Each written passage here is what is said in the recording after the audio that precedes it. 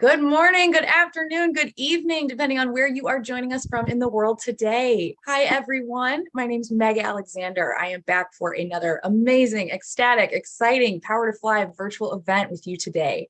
Now, before we dive into our event and get you to introduce to our speakers, I just want to go over a couple quick housekeeping items, especially helpful if maybe this is your first Power to Fly event, in which case, welcome. We're so happy to meet you. Or maybe you just haven't joined us for a Power to Fly event in a while, in which case, welcome back. So one thing to know about all of our virtual events, and this one in particular, is that it is all about you. It's about our community members. It's about your participation and making sure that you get the answers that you came to get today. So you can do this and participate with us in a couple different ways. You are always welcome if you'd like to turn your cameras on if you want to share your smiling, maskless faces with us safely. No pressure to be Insta perfect, y'all. I think I'm on day 5 of the messy bun dry shampoo combo.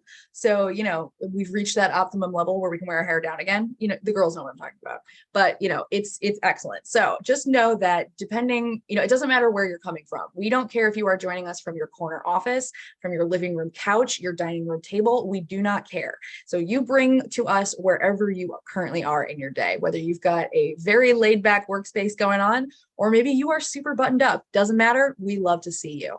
Now, no pressure. If you don't want to turn cameras on, you are not required. Totally get it. But just know that I really appreciate seeing new faces, y'all. I mean, we might be out of quarantine, but I still only see my husband and 2 dogs, and I love them. They're great, but it's really nice to get to see new faces. So thank you to everyone who I'm now seeing a bunch of people starting to pop up. So thank you all. All right. So now if you do want to participate and you don't want to turn your cameras on, completely fine. You can always add any questions or comments you might have for the speakers in the group chat. You can find that through Zoom. If you go into your Zoom toolbar, there should be a big button that says chat. You might also look under more. It might be located there. So you are welcome to throw in questions, comments. If your lived experience is different than what we're sharing today, please let us know. We love to not only learn from our guest speakers here, but also to learn from each other. Now, if you do have a question that you would like to raise or a comment or anything, and you want to be kept anonymous, not a problem. All you have to do is DM your question to me. You'll find my name, Meg Alexander, on that drop-down menu in your group chat box. Now, if you have, I completely lost my train of thought, y'all. Oh, so good news is that since today's session is being recorded, you do not have to take notes. You don't have to worry if you missed a reference that someone says, or if you didn't get the last bit of that link that we shared out. You do not have to worry about that. You can always go back and rewatch this recording later. Now, how that's all going to work is everybody that registered today is going to get an email from us in 1 to 2 business days, where we'll have a link to where you can rewatch the recording when it's posted on our website. Now, let's say that Ahmed or Minnie says something just like mind-blowing. You cannot wait the 1 to 2 days to tell a friend or a relative or coworker. You don't have to wait. You can always head over to our YouTube channel. So we will be live streaming there. In fact, we are right now. So hi, YouTube. But if you want to check out the video there, it's usually posted within about 5 to 15 minutes of the end of the live stream. Now, if you do want to check out our YouTube channel, I'll share the links for all of this with you in a little bit here. But there is a huge segment of our recorded chats that are on that YouTube channel, searchable. You can watch and share as many as you'd like. And as well as, the same is true of our website, but our website has everything, y'all. Every chat and learn that has happened since the beginning of Chat and Learns are stored there. So I definitely recommend that you check out our website. We've got some really, really amazing resources there. But don't forget, we've got resources we share all over the place. Now, I did mention our YouTube channel. We are also, part of social media platforms like Facebook, Instagram, YouTube, Twitter, and LinkedIn. So you can always feel free, throughout any of our events, take photos or video as we go. Please feel free to share it out to your social media network. Anything we can do to grow the size of our community, we want to do, because the bigger our community gets, the more people have access to these free resources. So anything we can do to do that, kind of spread the wealth and spread the knowledge of these resources, we are greatly in favor of. So if you want to tweet out or post or share anything you'd like, please feel free. Go ahead and tag us. You can use our hashtag. We are hashtag Power to Fly. And we would love to reshare, retweet, or repost anything that y'all send out into the universe. Now, I'm very excited to introduce you to our speakers, but the last thing we're going to do before we do this is chime in a little bit because both of our speakers are here on behalf of Cummins today. Now, Cummins is a great partner for Power to Fly. I used to know them as one of the companies that I would help search for when I was on the talent sourcing team with Power to Fly a couple of years ago. And so Cummins has been a really great partner with us. Now, if you are listening in on today's session and you hear some great stuff that makes you interested, want to learn a little bit more about this amazing org, you can always head over to their company page on Power to Fly. Now, I'm going to share that link with y'all here in just a moment, but it's going to look like what you're seeing in front of us. Now, this company page is going to be where you can go to learn more about Cummins as a company. You can learn about their open roles. You can check out more information about some of their, their benefits and that kind of stuff with their company. It's really, really great information you can get on this page. Now, if you are currently job seeking and don't see a listing for Cummins that really suits you right now, nothing that you're like, yes, I have to apply to that. Or maybe you're not actively job seeking, maybe you're kind of keeping your eyes peeled. You want to see what's going on. I'm going to tell you, take advantage of this functionality. All right. At the top right-hand corner of the company page, this is true for every company on powertofly.com, but obviously I recommend you check out Cummins. There's going to be a big pink button that says follow. Clicking that is going to do some really great things for you. It's going to put you on Cummins Follow Network. But basically what you need to know is that it works as though you have a friend at that company. So it's going to keep Cummins informed that you are interested in working with them even before you fill out a job application. But it is also going to allow Power to Fly to keep Cummins on your radar. So we're going to let you know whenever they post a new role.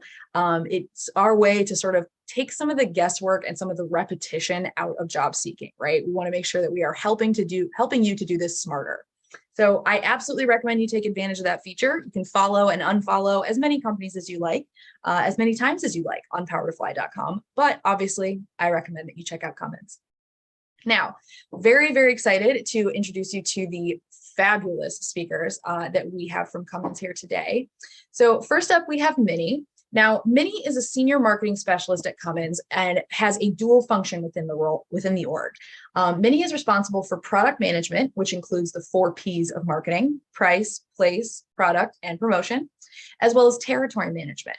Now, Minnie has been responsible for driving strategic initiatives for aftermarket parts and ensuring that products are priced appropriately for their channel. Now, within territory management, Minnie has been growing aftermarket sales for cross-border dealers and selected European customers through various growth enablers. Now, the key has always been to use marketing tactics, drive sales, translate data, and channel awareness to reach the desired objective. Minnie, we are so happy to meet you today, have you grace our stage. Is there anything else that you would like to share with our audience before we introduce your co-host today? I'm really, really excited to be here. So I'm in South Africa, Johannesburg, Minenhle in full, which means beautiful day, but Minnie is just perfect. Thank you, Meg. That is gorgeous. And thank you for sharing that with us. I had no idea that's what your name meant. That is beautiful. Thank you. All right. Joining Minnie on the stage today is going to be Ahmed. Now, Ahmed is joining us from an engineering background, and also he has a passion for human behavior and employee engagement. And this enables him to become a thinker who analyzes input logically, yet makes sure to listen to the emotions associated with them, which I don't know if y'all know a lot of engineering-minded people. That's not always a really easy thing to do. So Ahmed, excellent. Good for you. Ahmed's working experience is diverse and it ranges from project management, talent management, business intelligence, as well as coaching. Ahmed has an engineering degree, is PMP certified, CIPD associated, and an ACC certified coach from the International Coaching Federation. Ahmed, welcome to the stage. We're so happy to have you today. Is there anything else that you would like to share with our audience? Thank you. I guess you have said it all. As Minnie has said, we're excited to be here and hopefully we can at least convey a message that could help any of you guys in your life. So looking forward to see what questions you guys have and how we can actually help you guys. Thank you so much. All right, last but not least, these are some of the takeaways you can expect to get today. Now, if you are coming to this event fresh, maybe you only registered yesterday, maybe you registered a couple weeks ago, this will give you some broad strokes ideas of what you can get from today's conversation. Now, all of this to say, If you took time out of your day to be here with us, you are here during the live stream, during the recording, you all have the utmost power. You have the power to drive today's conversation. So if you have a question that you submitted and you're not sure if we're going to be able to get to it, ask it in the chat. If you submitted a question and we're going over it, but you think there's a couple more details or a little more context or info we should have, send it in the chat.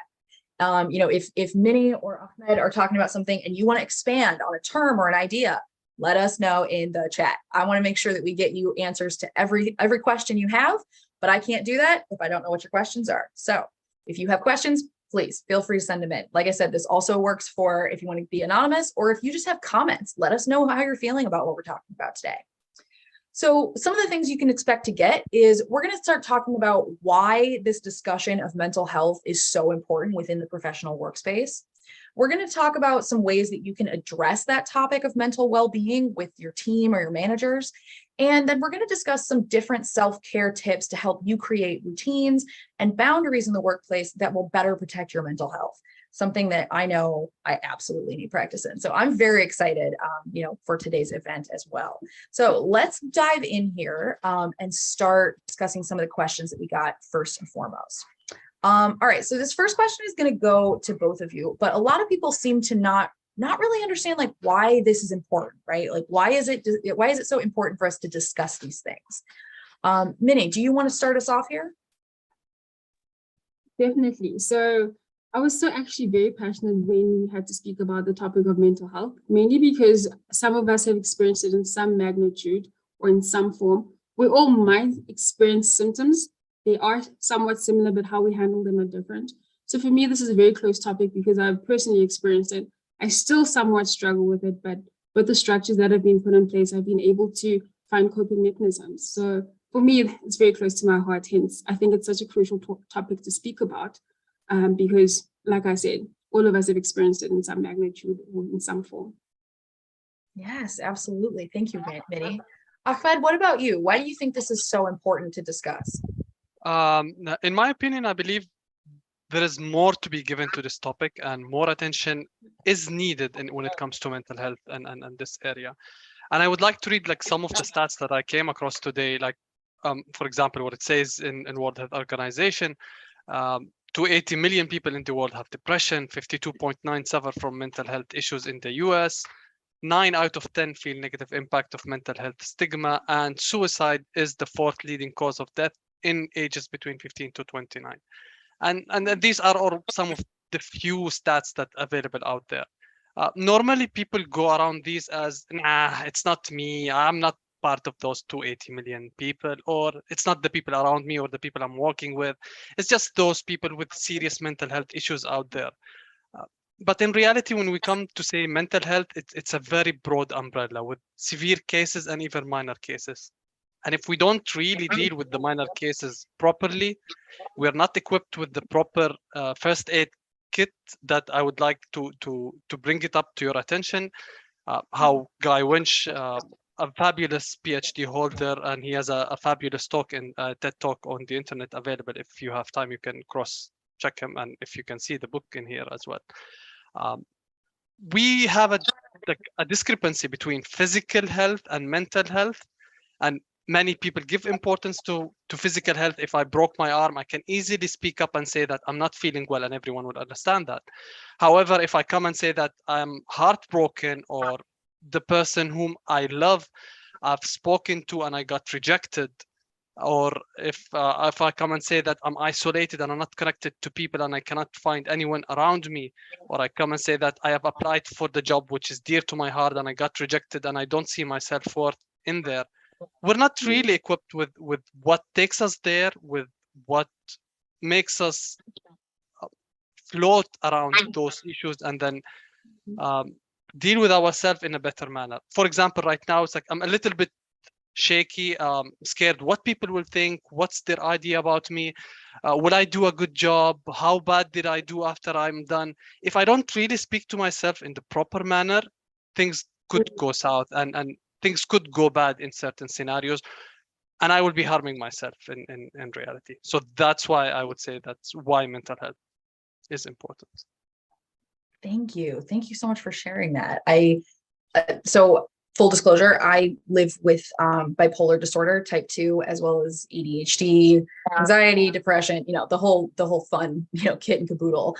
And I think, you point out something really, really important there, Ahmed, which is being able to discuss it so it's not like a kind of taboo topic takes a lot of the emotional weight off of it, right? Because it's not something you're trying to hide. But even when it's something that's like everyone's aware of, but you're not really doing anything to help it, it's still a completely extra layer of like a challenge, right? It's an extra layer of work to be done on top of just being at work and the actual things that you have to do in a given day. And so I think you're right. It is hugely important that we're able to talk about it, if only so we're not maintaining that extra emotional labor to avoid the conversation and avoid the topic, right? Yeah, and the thing, just to add on that, the more we resist it, the more we say there is nothing wrong with me, I'm just perfect, or I just need to suck it up. It's not a big deal. The more you resist it, the more it lingers inside, and it grows. It's not gonna go anywhere. We need to be open with ourselves, to understand ourselves first, understand what are the concerns inside us, and then see how we can help it, whether talk to a close person, seek professional help, or seek any other platform which is available out there. Yeah. I just want to add on what Ahmed said. One of our HR directors in the component sphere actually once said, your mental health doesn't have to be bad enough to reach out for professional support. Sometimes we always think that it has to be the severe case where you probably, in severe depression, but sometimes it's the smallest things like burnout. That's also a form of mental health. You're not the same person, you're off balance. So it doesn't have to be so bad, but the moment you realize that you're off calibration, it's also important to reach out, so not to wait until worst case scenario. So that's very critical as well. Yes, thank you. Thank you so much for saying that. I think it's important for us to remember, even I do it. I minimize my own stuff all the time, where I'm like, well, it's not that bad. It's not the worst swing I've ever been through. It's like, okay, but that's basically like saying, well, if my shoe comes untied, it's not like my shoe's off, so it's fine. I can keep running like that. But you're going to cause more problems down the line, right? You're either going to run right out of your shoe or trip yourself because of your laces. And it's like, all you had to do was make a small change, acknowledge that something small was off and we need to fix it. And then we can prevent, or, hopefully it maybe even prevent, these kinds of problems then from occurring. So Minnie, you had talked about burnout. Let's talk about what that actually means. I feel like a lot of people either use it as a synonym for like kind of they're tired or they're exhausted, and it sort of maybe minimizes what burnout can look like. So when you're talking about burnout, what are you picturing? What are you describing? So when I think of burnout, and you're correct in saying that, because burnout and exhaustion are ultimately synonyms of each other. And when you think of exhaustion, you think of it from a lighter perspective, like I just went to gym, I'm exhausted, or I've had a long day.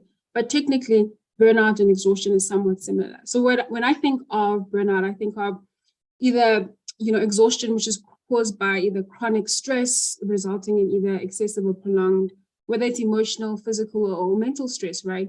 As mentioned earlier, it manifests in different ways. Either you're feeling overwhelmed, you're drained, there's constant demand. For some of us, it's a challenge with even work-life balance. You have a family, you're in work. So burnout might seem as exhaustion, but you're in essence either tired or emotionally drained. And we tend to downplay the aspect of exhaustion, but it's ultimately the same thing. But what's key is that we all experience it differently. So it's recognizing that I'm off equilibrium, I'm not myself, whether it's through excessive prolonged emotional stress or mental stress. That's how I see burnout. And that when in my personal capacity, I've seen it when I sleep a lot, right? If I'm sleeping excessively, it's usually because I'm overly stressed, I'm anxious, and I know I'm off balance. So it might vary for different people, but it's knowing that you're off equilibrium and it's really affecting how you perform your daily tasks or even just responsibilities that you need to execute. So that's how I would define it. But ultimately, burnout and exhaustion is somewhat similar, but we tend to downplay exhaustion because it's such a common term or word that we use in our daily nature. So that's how I see it.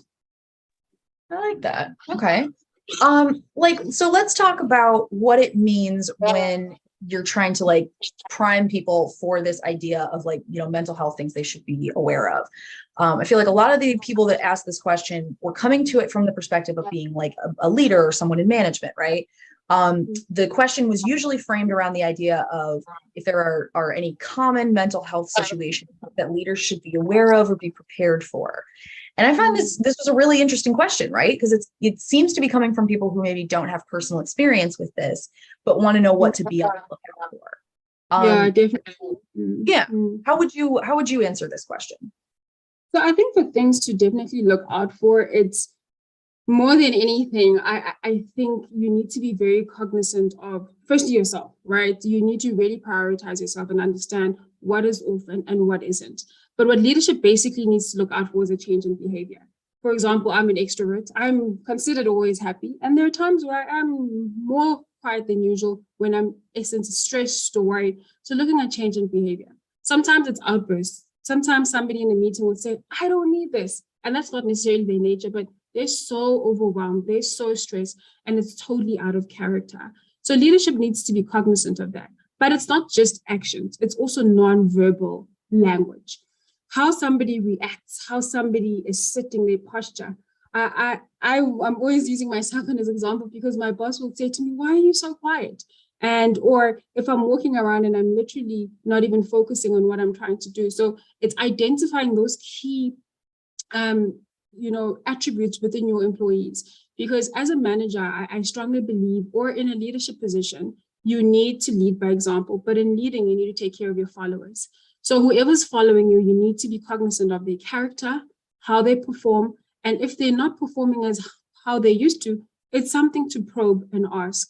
But definitely leadership needs to be cognizant of those attributes more than anything. All right. Ahmed, what do you feel about this? Are there signs you think that people can look out for, when it comes to spotting impending issues in their teams? So I believe Minnie did a great job in answering this. And if I would like to recap on what has been said, human beings by nature, they have a certain trait or a certain character when you deal with them. And when all of a sudden you see someone like out of their energy, no energy at all, you normally give them a task, they do it properly, or they're creative while doing it, or they do things out of their heart, and all of a sudden you see a drastic change. You need to start to question that. And that's not only from a leadership point of view. We also, as humans in the society, we're responsible even for the people around us to try and connect with them and see how we can validate how they're feeling, what's happening with them in their life, what's causing this drastic change. Sometimes just the simple act of validating them actually helps them and allows them to open up and even to feel better at most of the times. So I would say if I would say like the signals are mainly, it's like, the person, the character. And when you see a drastic change in that character, and sometimes even if you're a manager or a leader, that the current time is stressful or the person is overloaded, sometimes even without seeing the person or their behavior or attitude. That's when you need to touch base with them, try to comfort them, try to see what help is available around you to try and bring them back and try to help them, or at least support them in whatever they're going through. And many cases, it's not actually only from the work. In many cases, it's home stuff, which is they're bringing their baggage with them, whether it's a marriage issue, a child issue, a family issue, some of their close members getting sick, even sometimes losing your favorite pet who's been with you for 10, 20 years. And then all of a sudden you lose that valuable member of your family. Many people see that as like it's something small and they should suck it up. But in reality, it's very painful. And then you can see their energy is basically drained. And that's where attention needs to be there. I think that's a good way of looking at it, right? And thinking about it not just in terms of, you're not looking for giant red flags, right? You want to be looking for like small things, like, hey, is everything okay? I noticed this small change in your work last week. Is everything going all right? We had a lot of people that wrote in saying that they were trying to figure out how to get buy-in from senior leadership. This one specific question said, I'm having a hard time getting buy-in from the senior leadership, generally due to cultural or generational attitudes and misinformation regarding mental health. How can I help them to understand why this issue is impactful from a business perspective? I thought this is a really good question, because I feel like there are a lot of times you come up against this where it's like, okay, but what's the business, like, what's the business case for this? Why is this important in a, for the bottom line? What do you say to people like this? So I would say, like, first of all, this is the $1 million question. This is basically where we are now, what we are doing right now. It's how can we make people more aware of mental health issues, how we can make them really accept it and see the importance of the matter, and see that people cannot be creative, cannot do their work, cannot add into what you need to be done if they are struggling at a certain point or at a certain item in their life. Now, what I'm doing in here right now is I saw an opportunity, and I saw that maybe I know a couple of things that I could share it with the audience, that hopefully, even if I could plant a seed or help to impact a single manager out of the whole audience to enable someone else's life to become better, I came here and I tried to do this. Now, each person needs to see what they can do in their environment. Now, the internet has lots of available resources, whether it's data, whether it's available tools or available resources, available strategies that people have been following. And I would say, like, it depends on at which level you are in the organization. And like, senior leaders would have different strategies than the younger people or junior people. But every single person has an important role that they could add into, as simple as understanding people who are suffering, or trying to share it out and try to seek people who would actually agree with you and see the importance of that, and growing the whole idea and growing the whole thing all together in the whole organization or in the whole world as well. Even if it's not in my company, I could help someone else in the next company nearby. Very cool. Minnie, what about you? How do you feel about this? I think actually Ahmed nailed it by saying that. And I just wanted to add on the power of your story. And leadership, as much as leadership is either 5, 50, 60 million people, it doesn't matter. That one person, by sharing your story and being authentic. And it's not an easy thing to open your chest to express yourself, but you can even use it in third person or disguise it to use another individual. But the power of a story goes a long way, because individuals connect with individuals. We generally connect with a genuine nature and a genuine spirit. So one thing that I realized also within our organization, if you're really struggling and it's something that's very difficult, if you have a leader that you really trust, you can share that with them and understand what are the best practices that I can use to actually disseminate this knowledge.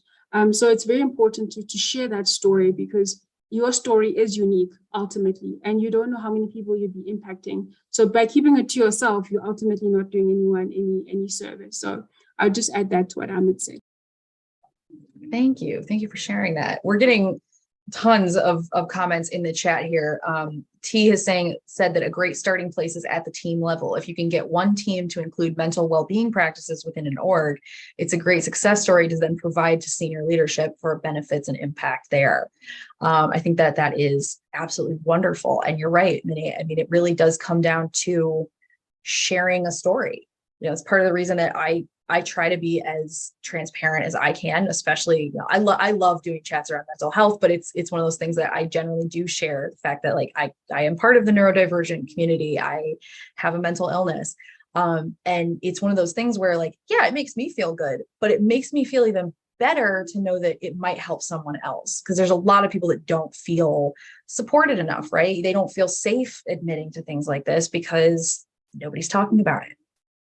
So I think that, if you are listening to this today and any of this is resonating with you, remember that talking about it is huge. Even if all you're doing is trying to talk about and spread awareness about, like, things that your friends are going through. It doesn't have to be your story for it to be important to share. It really can help a lot of people. Minnie, I want to talk to you about the different industries that this impacts. A lot of people had questions about, like, if the importance of their mental health differed at all depending on their industry or the role that they held. What's your opinion on this? I think it definitely does differ. It definitely does differ. So when I think of an HR function, and I think of, for example, a pricing function or a sales function. So in Cummins, for example, we have an HR function. In the subcategory, we have diversity and inclusion. And one of their tasks or initiatives in their work plan, amongst other activities, is to basically ensure the well-being of everyone, good mental state in the organization, good synergy. So that's their focus. They're targeted and they're measured. So off the bat, that's what they strive to do on a daily basis. Whereas if you look at a sales analyst or if you look at pricing, our goal is we have a certain objective, we have profits that we need to make, we have a sales target that we need to achieve, right? So my focus will be ultimately reaching that goal. So what I'm trying to get at is that you always need that supporting function such as HR, because not all of us place mental health at a higher priority as other functions do. So a function like HR would be of a higher priority versus a sales or a pricing role. So to balance it within any organization or even in your personal life, you need to have that supporting function to bring it back to equilibrium. So for us, like I mentioned, I want to hit my targets. I have the sales value. I need to chase the customer. Mental health is the last thing on my mind at times. But having HR function or role assists in reminding us, whether it's an email or if it's notes in the office, to remind us that mental health is important. So relating that in your personal life, you might also just be focused on your kids, your family. That's your priority, right? You want to be strong for everyone. You want to be strong for your spouse or whoever's in your household. But it's so important to either have your husband or a friend who might be in a different sector, in a different industry where the workload is different to you, to help you actually bring back to equilibrium. So definitely, depending on the function, the role or industry, I definitely do think that the scales are not equal, but also in terms of prioritization. For other industries, it's much higher, and for others, not so much. So definitely think that's the case. And I'll use an example of ICAS, and I don't know if everyone's familiar with it. So basically, you can call in and ask for a psychologist. So that's their whole core function, to help with mental health, to help with your well-being. You can actually Google them. So that's their primary focus. Whereas if you look at a mining company, they just want, for example, to meet their target. So definitely, I think it differs per industry, depending on what the focus is for that individual and for that portfolio. Okay, cool. I like this. All right, let's talk about how these safe spaces are created, right? So we've talked a little bit about ways or reasons why people might not feel supported or safe or secure to talk about these things at work. And so now that we know how important it is to discuss these things, what do we say to leaders who are trying to create these safe spaces so that we can talk about mental health in the workplace? What do people need to know about creating them? What should these safe spaces look like? Let's see here. Let's go, Minnie, let's talk to you about this one first. What do you think it means to create a safe space? What do you think is required for that, to be able to have a space to discuss this in the workplace? So for me, right, firstly, privacy is crucial. I am one of those people who is very, very big on privacy. Whatever I share with you and whoever, I'd expect that to be kept in confidence, right? So those spaces for dialogue, I think for leadership specifically, it's crucial, but there's various avenues you can do this. And I'll use examples of what we utilize, right, based on what we've seen. So one thing is sometimes with mental health, you don't want to speak up about it, but you need another platform for you to submit your request and so forth. So what leadership can actually do is create a portal to submit testimonials. You don't understand how powerful a testimonial is. Sometimes watching a YouTube video of somebody who's recovered from mental health, for example, can help you. So having a platform where your employees or individuals can submit their testimonials, submit their feedback of how they've overcome, they can help another employee in turn. Having, for example, one thing I really enjoyed is we have in Cummins something called Safe Space Forum. So this Safe Space Forum is a Zoom call, basically. There's different topics people can come in. So leadership has created this platform where you can come in, you can talk with various other individuals who are, within the same space. But also as a leader, another thing that could be implemented, we have mindful Mondays. So basically there's professionals with guided meditations who help you with mental health and so forth. So it's a private, safe space. As mentioned, the first thing when I started at Cummins years ago as a graduate was ICAS. I didn't understand what this ICAS is. So leadership actually had partnered with other organizations that can help. So you can phone a psychologist for free and tell them how you feel. Your manager will not know, your employee next to you won't know. They'll just see you coming out of a room smiling because you spoke to your psychologist. So I think it's very, very important for leadership to explore different avenues. We have also a SharePoint in our organization. So think of it as a OneDrive where all this material is there. You can sign up for webinars. You can sign up for newsletters. Sometimes you just want to stay in your shell. So leaders have created that space for you to access that information. And people don't understand the power of receiving an email.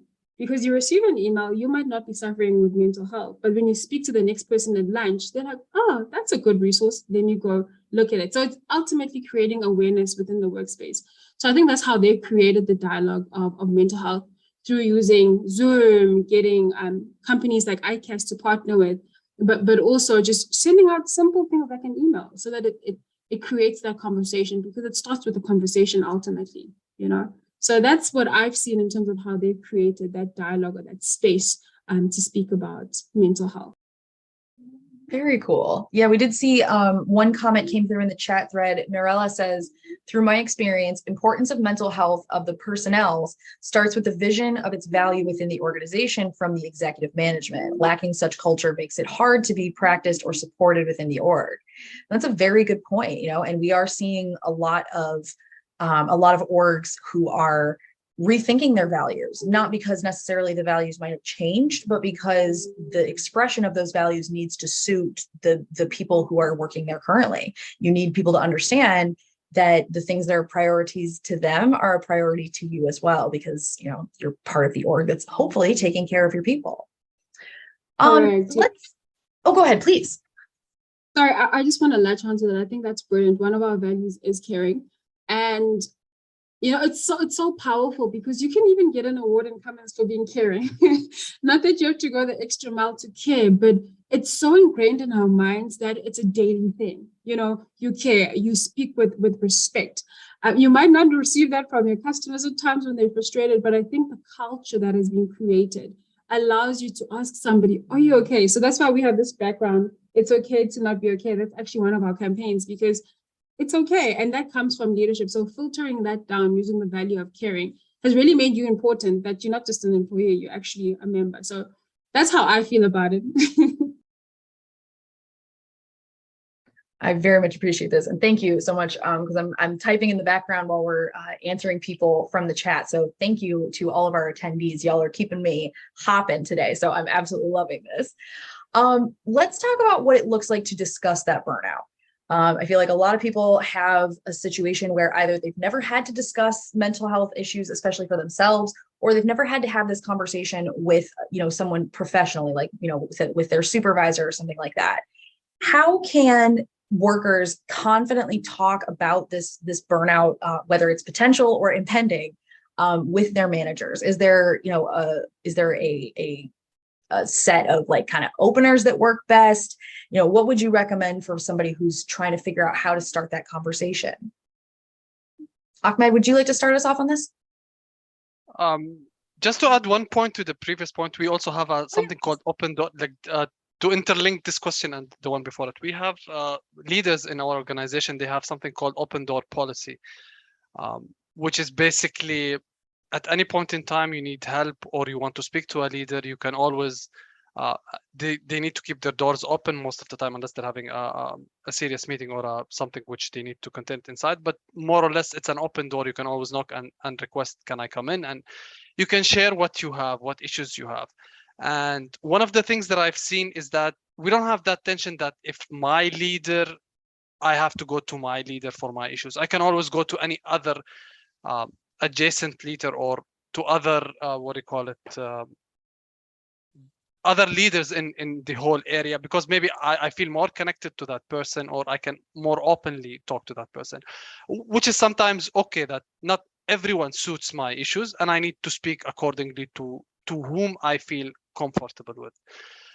Now, how can I you mentioned the question is like, how can I talk my burnout with my manager?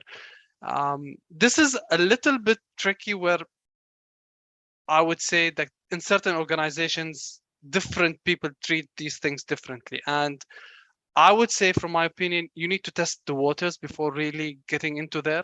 You need to check if that manager is basically is ready for your concerns. We don't want to flashlight or put a spotlight in their eyes, and then all of a sudden it's like, whoa, I cannot see what's happening in there. You need to test and see, are they accommodating? Do you feel comfortable?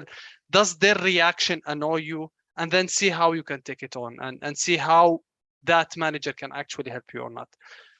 So I would say it's always, if you're brave enough and you can do it, that would be fantastic and awesome. Just go ahead and say it. And most of the time, you'll be thanked, and actually you'll be helped, and you'll be acknowledged. But in certain cases, it's a subjective matter that's up to you as an individual. How much you want to be open out there, and how ready you are to see the reaction, and will that reaction actually bring you back 10 steps behind, where you'll put yourself inside a closet and never come out, or it's just a pushback and then you'll recover from it and come there. So I would say it depends from individual to individual, manager to manager, and that subjective decision goes back to you as an individual. You need to see and test the waters before really jumping in. I very much appreciate you saying that, because I feel like it's a lot of the time when we're talking about things like this, like, we want to be more proactive. We want to be able to talk to our managers about this, but we do always want to reflect and to be aware of the fact that not everybody's going to be as resourced, right? Not everyone is going to be in a situation where they can rely on their HR to like make sure that the manager understands what's going on. Not everybody's in a situation where you feel like financially secure saying this. I've been in roles before where I did not feel like it was a smart idea for me to share with the people around me, because I was not going to be seen as reliable after that. I was not going, there were going to be limitations put on me based on other people's assumptions. And so thank you, Ahmed, for saying that, because I feel like it's hugely impactful. And it's very easy to say, just do it, when people just can't. So thank you for acknowledging that. Also, sometimes, just to say that, like, even sometimes the manager is amazing, they're great, but their response does not suit you. Like, even if you go for a professional help, maybe some doctors out there, whether it's even a normal physical doctor as well, they're great doctors out there, but their method does not suit you. Yes, their responses does not synchronize with you, and that's also subjective matter that you need to take into account. Minnie, what about you? Do you think that do you have anything else that you want to add to how people can have these discussions confidently with their managers? So yeah, I think also, Ahmed said a good point. I'll now say from another perspective. So I have a really, really good relationship with my manager. I even WhatsApp him. It's really amazing. And for me, it's just being transparent and being honest. But before I even go to him, if I do have some feeling of I'm not okay, I tend to write what the challenges are if it's work related, and a solution if I can. Because sometimes your manager might not even know where to start, and just giving them that little bit of, an arm, a finger, is somewhere to start, and they'll be able to carry that on. So I think being transparent with your manager, sharing your challenges and being honest about that. For me, for example, I do pricing, and I told my manager, it gives me anxiety. I even dream about it. It makes me go crazy.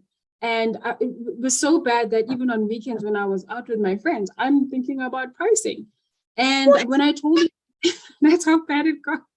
So when I told him, he actually, it was funny, the power of the story. He said, Minnie, I also don't enjoy it. So I was like, that's interesting. But when we spoke about it, we realized the power of, the skill, and how we actually view it. So sometimes just sharing, you have somebody to hear you out, but also there might not always be a solution, but there's a learning out of that conversation. And for me, it was getting to know him a little bit more and him getting to know me a bit more. So that transparency and honesty is very crucial, especially if you have a very good relationship with your boss. I think it's pivotal, because he can then help you maneuver your work as well, because that's what happened in my case. He helped me maneuver timelines for that pricing project. Yeah, I think that's wonderful. So what you're saying dovetails really nicely with what we're seeing in the chat thread here. Sergey had also said the same. It's tough to talk about burnout with your manager or your employer, but can absolutely totally be worth it. Just be honest and transparent about what you're feeling and that you're not performing up to your own standards, which can be a good sign that you're either close to or already burnt out. And I think this is a really good point, right? Acknowledging how you're feeling and where you feel things are, that's half the battle, right? If your manager's going to have a talk with you based on, because of performance or something like that, coming to the table already knowing like, hey, this is not ideal. I don't like where I am currently either. That's huge. You are showing your manager or showing your supervisor or whoever you're going to talk to about it, that this is important to you, that you recognize what's going on and you want to make a change and you need their help to do that. And that's what they're there for. So, you really being open and transparent, like especially like Minnie said, if you think you have an idea of what might help, offer that. See if that's a possibility for, for a compromise or for a, some sort of like accommodation. Any little idea that you might have about where you want this whole thing to go is better expressed, because that way that there's that much more chance that you might get to that point of compromise or accommodation or whatever you might actually be needing. All right, let's talk about broaching this subject at work when you aren't the manager. I feel like it can be very difficult to know if telling your manager that you need a mental health day is acceptable or not, especially, depending on what the culture might be. I've worked places where I told them I had a migraine and they were like, sweet, great, go home, you're fine, everything's good. I have worked other places where I told my manager I had a migraine and then I barfed in front of him and he was like, okay, great, do you feel better? Can you keep working now? Yeah. Oh, yeah. That was the face I should have made on my way out the door. Did I? No, I stayed in that job for another 2 years. So don't make my mistakes. But let's talk about how, how you can try and have this conversation, especially when you're not sure whether this is going to be respected or not. Ahmed, you had mentioned talking about this in terms of physical health versus mental health, and some people do take that things like your physical health, like, oh, I have a broken arm or I have the flu, and they take that a little bit more seriously or they treat it a little more respectfully. How do you think that you should broach this subject at work? Like, let's say you have to talk to somebody on your team about it. What would you recommend? So that's a great question, and that's the sad truth that we are dealing with at these times. And just to add one piece of information, in our brains, both physical pain and mental pain are processed in the same area. So to your brain, both are equivalent and both are very painful. But at the same time, people are used to physical pain. When they see something, they can relate with it. And if they don't see it, you're most probably faking it up or not really the tough material who can do that, who can take the job and do it. And if I compare it to Cummins, and one of the best things in Cummins as a culture is that we have, and you can see, I'm not sure if you can see my back wallpaper where it says it's okay not to be okay. And it's a highly invested program where it comes from the top to the bottom, everyone talking about it, making sure that it's an important topic that we need to talk about and you need to be okay to discuss it. At the same time, I would say there is definitely some managers out there in Cummins with all of this spending, with all of this investment that they're putting in there to raise this awareness. There are some managers out there who wouldn't really see it as something not appropriate, not see it as something serious. Like, you had a breakup, so what?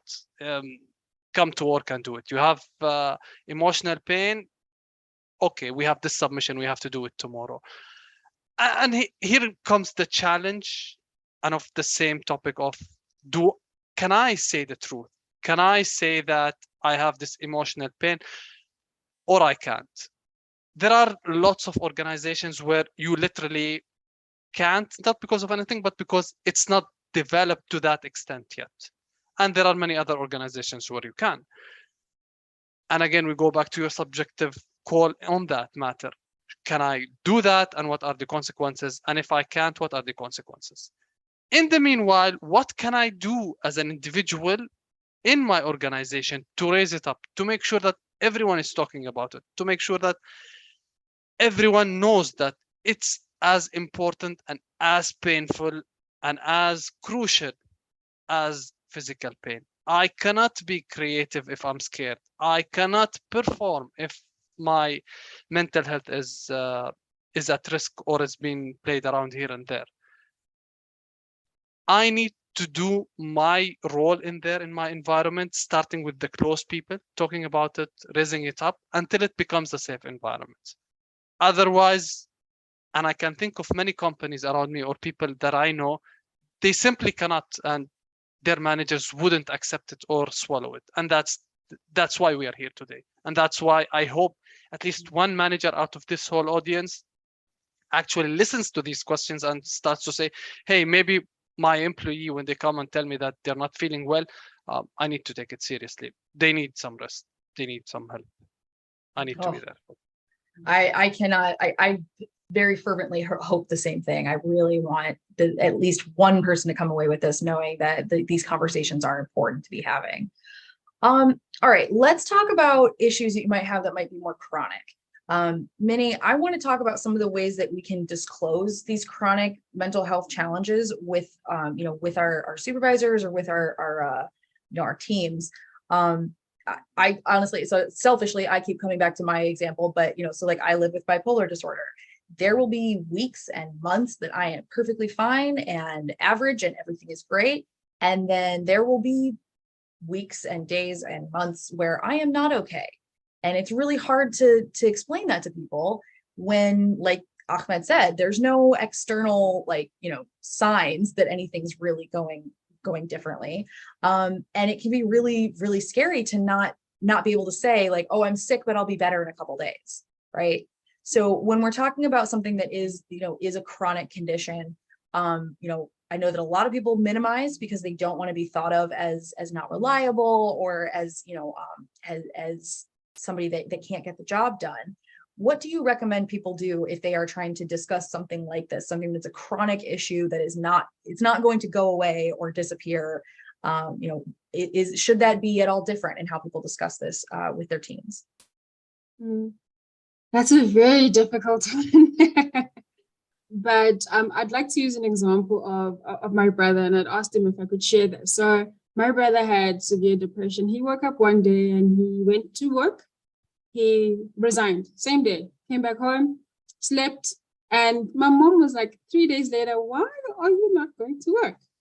And he said he just can't do it anymore. He just resigned. The manager tried to speak to him to understand what was wrong. He just didn't want to have it.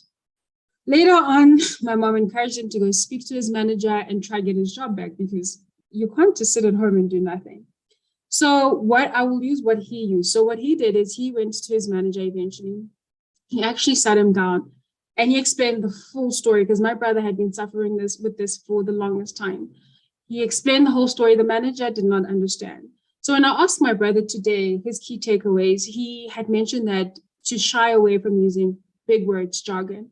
We realized that with some individuals who have experienced chronic mental health, you know your condition, you know what you've been through, and you know the terminology that's used. Sometimes speaking to a manager, they can't relate with you using all these big jargon, these big words, because they've never been through the journey.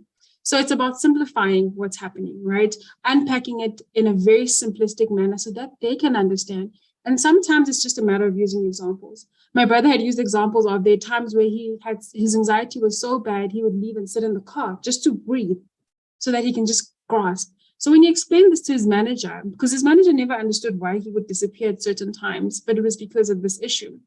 So based on what he had been through and how he had experienced it, basically how he related was having that session, taking him from where it started and how it developed. Because sometimes when you just tell your manager, I have chronic mental health, I can't do this, they won't necessarily understand what do you mean.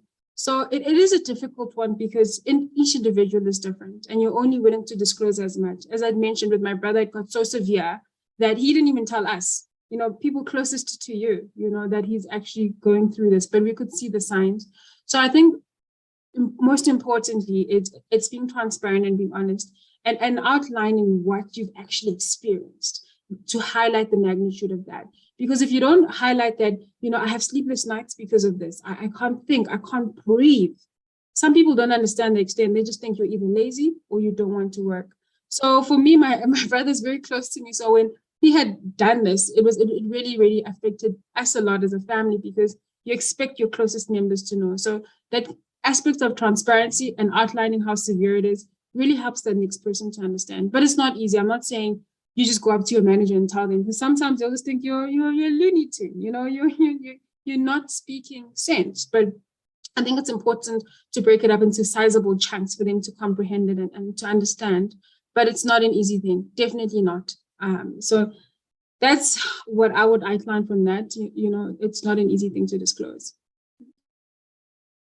Thank you so much, Minnie, and thank you. Please extend our thanks to your brother for being willing to have that shared. It's really, really big, and I love your suggestion of kind of walking the person through how this all came to be, because you're right, it can very much give context, and even if all it does is make this person, the person you're sharing with, have at least a little bit greater of an understanding of how encompassing this type of thing can be, right? It can seep into areas of your life that you would really rather it not be involved in, but it can really not only show how pervasive or how much ingrained in your life this is, but it can also kind of give them an idea of the scope of what you're struggling with.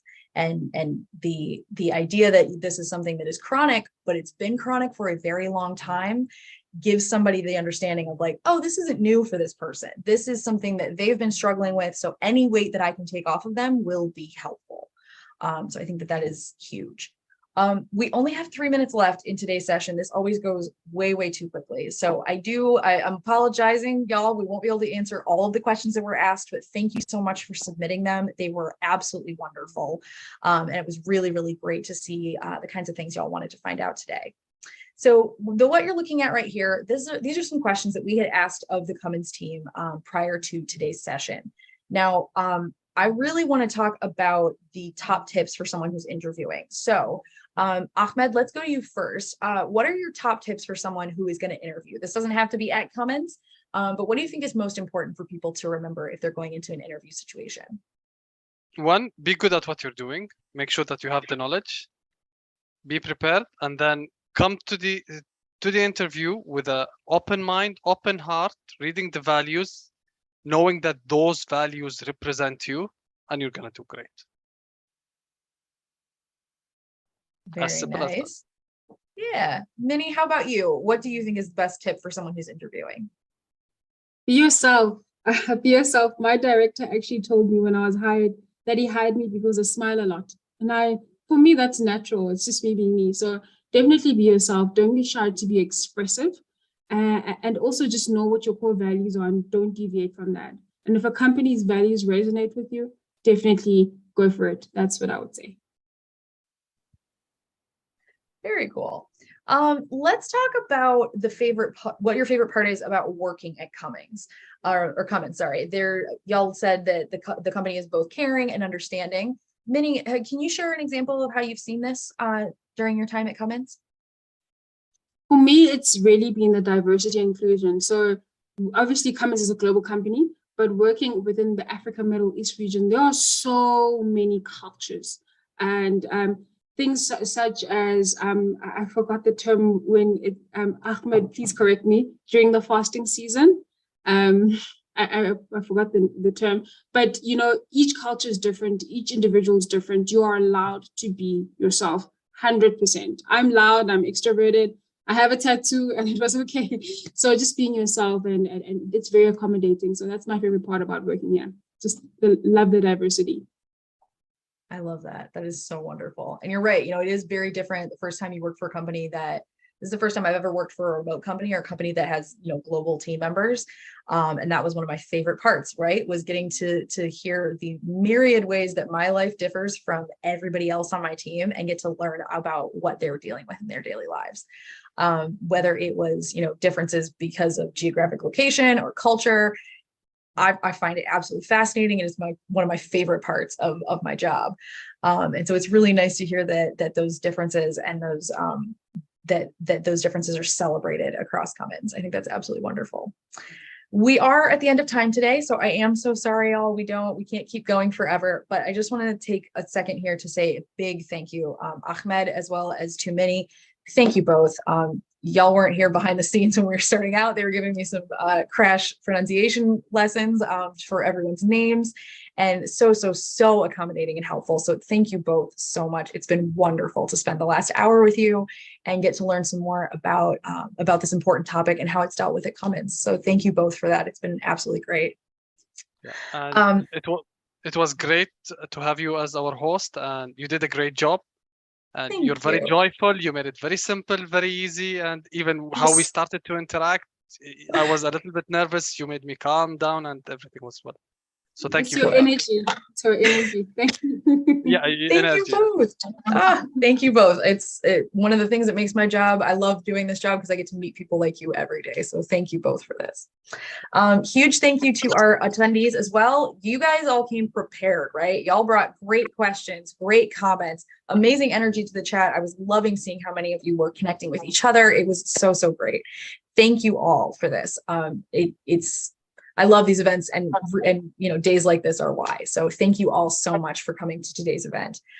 We have some more amazing programming coming up for you later today, as well as through the rest of the week. So I hope that y'all will join us for that. If this was your 500th Power to Fly event, thank you so much. We love to see all the frequent flyers here. If this was your first event, thank you so much for joining us. I hope that you've enjoyed it. I hope that you go on and have a safe, happy, healthy rest of your Tuesday. And we can't wait to see y'all back here for more events in the future.